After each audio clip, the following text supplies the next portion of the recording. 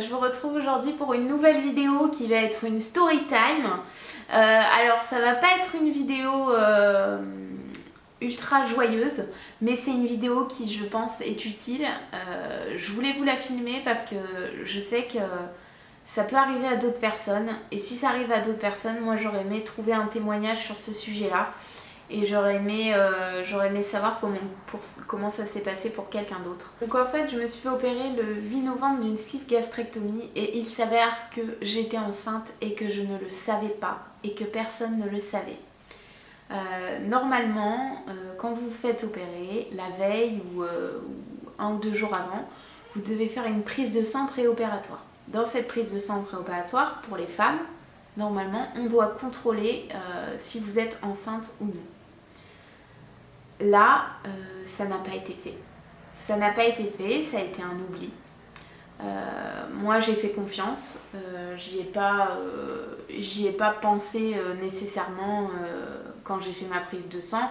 Moi, j'avais une contraception, j'avais mon stérilet. Enfin, pour moi, il n'y avait pas de raison que je sois enceinte. Jamais ça m'aurait traversé l'esprit. Donc du coup, je me suis fait opérer, ma sleeve s'est très bien passée, tout s'est bien passé. Les quelques jours suivants ont été assez douloureux, mais bon, apparemment rien de pas normal. Il y avait beaucoup d'autres personnes pour qui c'est douloureux, etc. Donc pour moi, tout allait bien. Je suis rentrée chez moi, la première semaine, franchement ça allait, même si j'étais très fatiguée, ça allait. Puis à partir de la 2e semaine, j'ai commencé à me sentir très mal. C'est-à-dire que j'ai commencé à vomir. Mais quand je vous dis vomir, c'est pas vomir une fois de temps en temps. C'est vomir 6, 7, 8 fois par jour. Donc c'était très dur. Parce qu'en fait, quand vous vomissez, déjà en temps normal, c'est pas quelque chose d'agréable. Mais quand vous vomissez et que vous venez de vous faire suturer l'estomac, ça fait encore plus mal. Et quand vous le faites plein de fois par jour, ça fait très mal. Donc je vomissais tout le temps, je me sentais pas bien, je me sentais fatiguée, mais une fatigue énorme. J'arrivais plus à m'alimenter, plus rien ne passait. Même dès que je buvais, je vomissais. Dès que je mangeais, je vomissais. Donc plus rien dans mon corps. Donc je vous laisse imaginer la fatigue extrême que j'avais. J'avais des vertiges. Dès que je me levais, je me sentais pas bien, j'avais des vertiges. Je me suis dit, mais attends, c'est pas normal. C'est pas normal. Oui, c'est normal d'avoir des nausées de temps en temps, mais c'est pas normal de vomir 7, 8 fois par jour. Enfin, là, il y a un problème, il y a quelque chose qui va pas. Donc du coup, je réfléchis un petit peu, etc. Et puis là, je me dis, mais attends, j'aurais dû avoir mes règles là normalement, juste après l'opération, la semaine qui suivait l'opération. Mais là, je les ai pas eues. Je dis, c'est bizarre quand même. Et puis dans ma tête, sur le coup, je me dis, mais non, mais en fait, c'est normal. Il y a beaucoup de gens qui m'ont dit que quand tu te faisais opérer, c'était gros dérèglement dans le corps et que les règles, des fois, ça n'arrivait pas, ou ça repartait, ou machin, que c'était un peu le bazar et l'anarchie. Donc je me suis dit, bon bah, ça doit être ça. Pas de... Et puis je me sentais mal, et puis jusqu'au moment où j'étais limite de tomber, je n'avais plus aucune force. Je pouvais plus rien faire, j'arrivais même plus à m'occuper de mes enfants. En plus, je vomissais tout le temps. Mon fils, il avait peur que quand je vomissais, ça lui faisait très peur. Et je pouvais pas le rassurer en plus parce que moi j'étais en train de souffrir et de vomir et j'arrivais pas à le rassurer en même temps.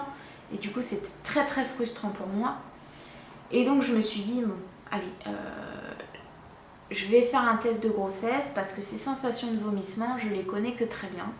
Pour mes 2 enfants, mes 2 grossesses, les 3 premiers mois, je n'ai fait que vomir. C'était l'enfer. Et ça y ressemblait beaucoup. Les sensations se ressemblaient beaucoup. J'avais comme une lourdeur dans le bas-ventre. Et cette sensation-là aussi, je la connaissais bien. J'avais aussi les mains très sèches. Quand j'étais enceinte de mes 2 enfants, j'avais les mains très sèches. Et puis je regardais mon corps et puis je me disais, il y a un truc. Du coup, je décide d'aller acheter un test de grossesse en me disant, j'espère que, au fond de moi, que c'est pas ça, mais j'achète un test de grossesse quand même. Je fais mon test de grossesse, j'attends, et là je regarde, et là je vois que c'est positif. Donc là, je vous laisse imaginer, c'était le matin très tôt, mon mari dormait. ça m'a comme coupé le souffle. Et je me suis dit non, non, pas ça, pas maintenant, pas maintenant, je viens de me faire opérer, c'est pas possible. J'ai couru dans la chambre réveiller mon mari, je me suis effondrée et je lui ai dit mais regarde, je suis enceinte, comment c'est possible? Comment c'est possible que je sois enceinte alors que je viens de me faire opérer? Donc très vite, j'ai pris rendez-vous avec la sage-femme qui m'a dit bon, on va faire une prise de sang pour vérifier que, parce que des fois ça peut être un faux positif, pour vérifier que vous êtes bien enceinte et surtout savoir à peu près, se faire une idée sur depuis combien de temps. Parce que je m'étais dit bon bah peut-être que je suis tombée enceinte très peu de temps après l'opération. Ça c'était la 2e semaine de l'opération. Donc je me suis dit peut-être que je suis enceinte d'une semaine, je sais pas. J'avais repris les rapports assez rapidement après l'opération, quelques jours après. Donc du coup je vais faire ma prise de sang. Bon, la journée a été très longue pour attendre les résultats, je vous laisse imaginer. Je reçois les résultats avec un taux énorme de bêta-HCG. Donc là je me dis putain mais c'est pas possible que ce soit aussi énorme. Soit j'attends des jumeaux, soit je suis enceinte depuis longtemps. Donc je vais regarder un petit peu sur internet et je vois que par rapport au taux que j'ai, je serai enceinte d'à peu près 1 mois et demi, quelque chose par là. Ça faisait 9 semaines, 9 semaines d'aménorrhée. Du coup je rappelle ma sage-femme, je lui dis bon bah voilà, oui je suis bien enceinte. Elle me dit non mais alors là c'est pas possible quoi, enfin comment c'est possible que vous soyez enceinte? Ça veut dire qu'on vous a opéré, vous étiez enceinte. Donc elle m'a dit bah il va falloir faire une échographie pour déterminer depuis combien de temps vous êtes enceinte. Entre temps elle me dit bon bah vous appelez votre chirurgien, vous lui en parlez et puis vous voyez avec lui. Donc j'appelle mon chirurgien, je lui dis bon bah voilà, allô, c'est mademoiselle. Oui tout va bien, vous vous sentez bien? Bah non, en fait ça fait une semaine que je vis l'enfer, que je fais que vomir et en fait je viens de me rendre compte que je suis enceinte. Je lui dis vous avez contrôlé sur la prise de sang préopératoire mes bêta-HCG? Oh oui, non mais c'est obligatoire, c'est la procédure, ça a forcément été contrôlé, machin. Je lui dis ok, moi là j'ai fait une prise de sang, ça dit que je suis enceinte depuis 1 mois et demi, donc je suis opérée depuis 2 semaines, donc il y a un petit problème d'incohérence.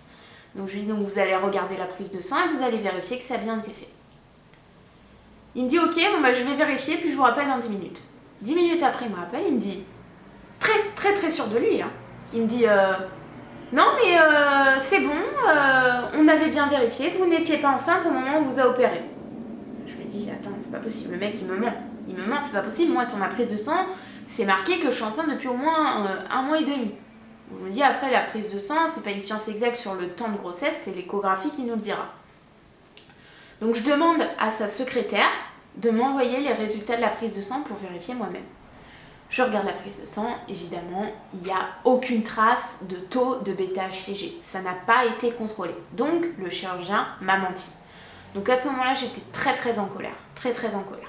Donc, je le rappelle et je lui dis non, vous n'avez pas vérifié, vous m'avez menti. Vous m'avez opérée, j'étais enceinte. Et là, il me dit oui, ben écoutez, je suis désolée. Ça a été une erreur, il y a eu un oubli, normalement c'est contrôlé automatiquement, pour vous ça n'a pas été contrôlé. Je dis oui mais d'accord, mais je dis les erreurs ça arrive. Je dis je peux entendre que dans les hôpitaux vous êtes débordés, vous avez oublié de cocher une case, ça peut arriver. Je dis mais par contre dites-le moi et soyez honnête avec moi. Quand je vous dis vous m'avez opérée enceinte, me dites pas non c'est pas vrai pour me faire passer pour une folle et me dire que c'est en gros moi qui me fais des films. Alors que je sais très bien ce qui s'est passé. Je dis moi je préfère qu'on me dise les choses et après stop, moi je m'arrête là, je vais pas vous faire un procès, je vais pas me lancer dans un truc, j'avais d'autres choses à réfléchir quoi. Donc bon, ça passe, je lui dis bon maintenant on va parler clairement. Je lui dis là donc je suis enceinte, je vis en enfer, je n'arrive plus à m'alimenter, je tombe dans les pommes, enfin ça va pas du tout. Il me dit bon bah écoutez, je vais être très honnête avec vous. Là, c'est très dangereux. C'est dangereux pour vous et c'est dangereux pour un bébé. C'est-à-dire que déjà vous êtes opéré d'une sleeve, donc vous avez des sutures qui sont très fraîches et qui ne sont pas encore cicatrisées. Un bébé, quand ça grossit, ça pousse les organes vers les côtés. Donc vous risquez de faire péter vos sutures. C'est pour ça qu'on déconseille aux femmes d'être enceintes la première année de la sleeve. Il dit des fois, elle tombe enceinte quelques mois après la sleeve, ça se passe très bien, mais là, vous, c'était il y a une semaine, donc, et vous étiez déjà enceinte. Donc du coup, là, c'est très dangereux. Il me dit en plus, vous n'allez pas suffisamment vous alimenter pour pouvoir donner assez de choses à votre bébé pour bien grandir. Il me dit, rajoutez à ça, vous avez déjà 2 enfants en bas âge et vous avez eu 2 césariennes très rapprochées. Il me dit donc là, c'est une grossesse très très à risque. Parce que très à risque à cause des sutures de la sleeve, très à risque à cause des 2 césariennes. Il me dit là, vous risquez une descente d'organes, vous risquez un accouchement qui se passe très très mal et vous risquez clairement d'y rester si vous accouchez. Donc là, j'étais complètement effondrée, désemparée. Je vous avoue que pour moi, c'était mon année de la renaissance.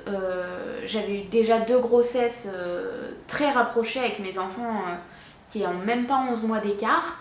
Ma fille qui avait à peine 15 mois, je ne me voyais pas déjà revivre une grossesse. En plus, dans l'état physique dans lequel j'étais, c'était pas possible. Je faisais que vomir, je ne pouvais plus manger.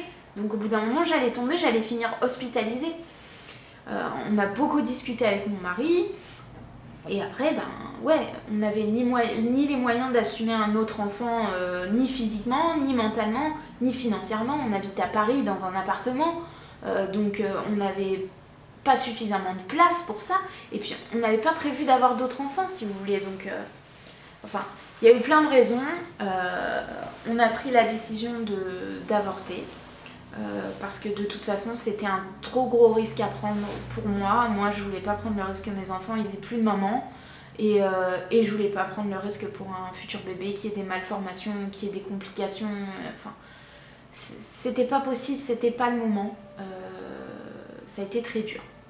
Donc j'ai repris rendez-vous avec ma sage-femme pour faire un IVG. Donc la procédure pour l'IVG, c'est que vous êtes obligé de faire une échographie. Alors déjà ça a été très très difficile pour moi parce qu'aller faire une échographie quand vous savez que vous allez avorter, très très dur. Alors je n'ai pas regardé ni écouté, je lui ai demandé d'enlever le son, de ne pas mettre les battements de cœur, etc. Et de ne pas me montrer, d'éteindre l'écran qui était devant moi. Elle a compris, elle m'a dit que de toute façon, même si elle ne me l'avait pas demandé, elle ne l'aurait pas mis d'elle-même, que c'était pas utile de s'infliger ça. Donc du coup, elle me fait l'échographie et elle fait donc la datation de la grossesse et donc elle me dit vous êtes enceinte de, alors c'était quoi, 11 semaines d'aménorrhée. Donc, non, 10 semaines d'aménorrhée par contre, je vous dis des bêtises, 10 semaines. Elle me dit, malheureusement, il est trop tard pour faire une IVG avec des médicaments. Parce que la grossesse est trop avancée, donc il va falloir faire une IVG chirurgicale. Donc un curetage avec anesthésie générale, aller à l'hôpital et tout ça. Donc là, deuxième coup de massue, parce que je me dis, je vais devoir me retaper une anesthésie générale, je vais devoir aller à l'hôpital, subir ça, etc. Super dur. Le seul hôpital qui pratique l'IVG qui est proche de chez moi, c'est l'hôpital où j'ai accouché. Donc ça aussi, ça a été très dur. J'ai pris rendez-vous à l'hôpital, les délais sont énormes. Moi je m'étais dit, je prends rendez-vous, quelques jours après je pourrais faire mon avortement. Non, j'ai attendu 15 jours. C'est-à-dire qu'ils m'ont laissé 15 jours dans un état mal comme ça, à pas réussir à manger, à être mal, et en sachant que j'ai un bébé dans mon ventre alors que je vais me faire avorter. Donc vous restez 15 jours comme ça, donc je vous laisse imaginer comment psychologiquement c'est difficile à vivre. Mais il n'y avait pas de date avant de disponible, machin. Bref, je vais à l'hôpital le matin pour un IVG programmé dans la matinée. Ça se passe assez vite, les gens sont assez gentils, compréhensifs, etc. On me descend au bloc opératoire, j'attends dans le petit couloir devant. Là, je vous avoue que c'est assez mal fait parce qu'en fait, vous attendez au même endroit où il y a des femmes qui attendent pour faire une césarienne, donc qui vont accoucher, où il y a des femmes qui vont faire des fécondations in vitro, des choses comme ça. Et donc là, le fait de me retrouver à l'endroit, déjà dans l'hôpital où j'ai accouché, comme j'ai eu 2 césariennes, dans le même bloc opératoire où j'ai donné naissance à mes 2 enfants, tout ça mélangé, j'ai fait une crise d'angoisse avant de rentrer dans le bloc. J'ai fait une crise d'angoisse, ils ont dû attendre avant de me faire rentrer parce que j'arrivais plus à respirer, j'arrivais pas à reprendre ma respiration. Et puis c'est vrai qu'il y a un infirmier qui est venu juste avant et il a fait une gaffe. Malheureusement, il a pas bien lu mon dossier et il m'a vu hyper angoissée, en train de pleurer dans mon lit. Il m'a dit mais non, mais faut pas pleurer, vous êtes là pour la bonne cause. J'ai dit pour la bonne cause. J'ai dit non, je suis pas là pour la bonne cause en fait, je vais me faire avorter, donc excusez-moi, mais je suis pas là pour la bonne cause. Et il me dit oh, je suis désolée, je pensais que vous étiez là pour une fécondation in vitro, etc. Je dis non, moi j'ai déjà 2 enfants, je suis pas là pour ça, je suis là pour un avortement. Donc il était confus, bon, c'est pas de sa faute, il a pas lu le dossier, on était plusieurs patientes à attendre. Après, à côté, il y avait une dame un peu plus âgée que moi qui devait avoir peut-être 10-15 ans de plus que moi et qui a été super gentille et qui a essayé de me rassurer. Enfin, elle était vraiment de bons conseils. Même tout le personnel a été super sympa. Ils m'ont mis de la musique, ils dansaient à côté de moi pour me détendre et tout. Et j'ai réussi à reprendre ma respiration. Et après, ils ont pu m'amener au bloc, ils m'ont endormi, ils ont fait le curetage. C'est très rapide, ça dure même pas 30 minutes quoi. Très très rapide. Le curetage a été fait, je me suis très vite réveillée en salle de réveil. Comme j'ai été endormie que très peu de temps, le réveil ça n'a rien à voir avec la sleeve, hein, ça se passe beaucoup plus rapidement et puis vous n'êtes pas autant dans les vapes. Je suis très vite remontée en chambre, etc. Ensuite, le gynécologue qui a pratiqué le curetage, il est venu me voir, il m'a dit écoutez, on n'a pas trouvé votre stérilet. Ok. Donc ce qui explique pourquoi je suis enceinte, enfin j'étais enceinte, c'est qu'en fait j'avais plus mon stérilet. Donc il m'a expliqué que des fois le corps il expulse le stérilet et qu'en fait il peut tomber dans les toilettes et que vous vous en rendez pas compte. Donc si ça se trouve, je ne sais pas depuis combien de temps je n'avais plus de stérilet. Donc ce qui explique pourquoi je suis tombée enceinte avant l'opération, parce qu'en fait je n'avais pas de moyen de contraception. Et moi j'étais persuadée d'avoir encore mon stérilet, donc pour moi c'était improbable que je sois enceinte quoi. Surtout qu'avec un stérilet, les chances d'être enceinte elles sont quand même très minimes quoi. Donc du coup pas de stérilet, donc ce qui explique tout ça. Donc du coup il me propose d'autres moyens de contraception. La pilule moi je la supporte pas. Le stérilet ça servait à rien d'en remettre un si c'est pour le reperdre encore une fois. Donc il se posait à moi l'implant. Donc j'ai dit ok, bon bah vas-y on me fait l'implant. J'avais eu un implant quand j'étais plus jeune, quand j'étais adolescente. Je l'avais gardé 3 ans, mais il m'avait fait beaucoup grossir. Donc j'avoue que j'étais un petit peu réticente à mettre l'implant, mais en même temps j'avais pas d'autres moyens de contraception de disponible quoi. Le préservatif pour moi c'est pas un moyen de contraception, hein. Donc j'avais pas trop le choix. Je me suis dit bon bah je me suis fait opérer, quand bien même ça m'augmente l'appétit, de toute façon je peux pas manger, donc je peux pas beaucoup manger, donc je vais réussir à contrôler ça, ça sera pas un problème. Au final au niveau de l'appétit ça a rien changé, hein. J'ai pas l'impression d'avoir plus faim à cause de l'implant, pas du tout. Et du coup après je suis très vite rentrée chez moi, j'ai mis une semaine à m'en remettre moralement, parce que c'est vrai que c'est difficile à vivre.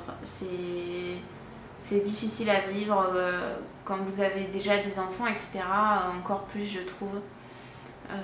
Surtout que ma fille, j'avais accouché d'elle il n'y a pas longtemps. Donc vous savez, tout ça, c'était très frais dans ma tête. Et du coup, ça a été un petit peu difficile. Après, j'étais en accord avec ma décision, j'étais sûre de mon choix. Et surtout, du moment où ça s'est fini, où j'ai été avortée, toutes les nausées ont disparu et j'ai réussi à remanger, j'ai retrouvé de l'énergie, je me sentais beaucoup mieux. Et tout ça, ça m'a confortée en me disant bon j'ai pris la bonne décision et j'ai pas été égoïste, j'ai pensé à ma santé, j'ai pensé aussi à la santé d'un bébé qui aurait peut-être eu des problèmes après en grandissant. J'ai pensé aussi à ma famille parce que mes enfants, ils n'avaient pas à subir que leur maman soit si mal et puisse pas s'occuper d'eux, etc. Donc j'ai pris la meilleure décision qu'il fallait. Donc si vous êtes enceinte et que ça fait quelques semaines ou quelques mois que vous êtes fait opérer, moi je vous apporte mon témoignage, mais sachez que tout le monde est différent. Quand ça m'est arrivé, j'ai parlé avec beaucoup de gens sur Instagram et sur Facebook à qui c'était arrivé plus ou moins la même chose et qui étaient tombés enceintes très très rapidement après l'opération. Il y en a beaucoup qui m'ont dit que ça s'était très bien passé, même si leur grossesse était beaucoup plus surveillée que la normale. Il y en a d'autres qui m'ont dit que c'était des grossesses très difficiles, mais qu'en final, tout avait bien terminé. Enfin, en gros, ça dépend des cas, ça dépend de tout le monde. Je sais pas, si j'avais pas eu tous ces vomissements et j'étais pas à la limite de me faire hospitaliser parce que je pouvais plus m'alimenter, et que j'avais pas eu déjà mes 2 enfants, peut-être que j'aurais gardé ce bébé, je sais pas en fait. En fait, ça dépend des histoires de chacun, ça dépend de tout. Je voulais aussi vous dire, je vous demanderais de pas me juger dans les commentaires, ça sert à rien, les anti-avortements, tout ça, de commencer à vous emballer. Chacun fait ses choix, ses propres décisions. Moi, j'ai pris ma décision, je suis en accord avec moi-même et ça m'appartient, c'est mon corps, c'est mes choix. Tant que moi et mon mari, on est d'accord, c'est ce qu'il y a de plus important. En tout cas, j'espère que peut-être ce témoignage a pu vous aider si vous rencontrez cette histoire-là aussi. Et puis sinon, je vous fais des bisous et puis je vous dis à bientôt pour une prochaine vidéo. Et vous pouvez toujours me retrouver si vous voulez discuter avec moi. Je réponds à toutes les questions, notamment sur Instagram. Souvent, je vous réponds par vocaux. Vous pouvez me retrouver là sans souci et puis on se parle ensemble. N'hésitez pas à vous abonner à la chaîne pour être notifié dès qu'il y a une nouvelle vidéo. Je vous fais des bisous!